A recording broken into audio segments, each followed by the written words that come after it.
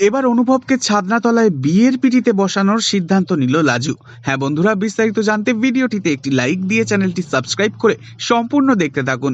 নতুন পর্বে দেখতে পাওয়া যায় লাজু সুদেবকে ভীষণ ভালোবাসে, আর তা জানতে পারার পর বনলতা লাভ করার জন্য সব রকম চেষ্টা করতে শুরু করে দেয়। তবে যে বনলতা লাজুকে বন্ধুর মতো ভালোবাসে, সেই বনলতার আসল বর যে কিটকেল, তা জানতে পেরে ভীষণই অস্থির হয়ে ওঠে লাজু।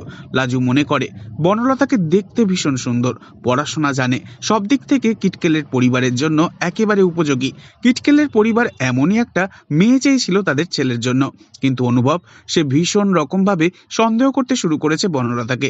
তাই গল্পে বর্তমানে দেখা যাচ্ছে অনুভবের বিয়েটা দেওয়ার জন্য ভীষণ রকম চেষ্টা চালাচ্ছে লাজু আর সুদেব দুজনে মিলে।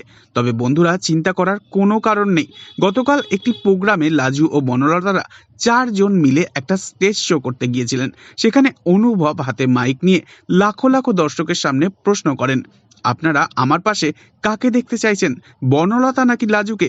সেখানে অধিকাংশ দর্শকই চিৎকার দিয়ে অনুভবকে বলে তারা শুধুমাত্র লাজুকেই চায় তার পাশে। একথা শুনে অনুভব তাদেরকে বলেন, ঠিক আছে, আপনারা যেমনটা চাইছেন ঠিক তেমনটাই হবে আগামী দিনে। তো বন্ধুরা, আপনারা কারা কারা লাজু ও অনুভবের নতুন করে বিয়েটা আবারও দেখতে চান?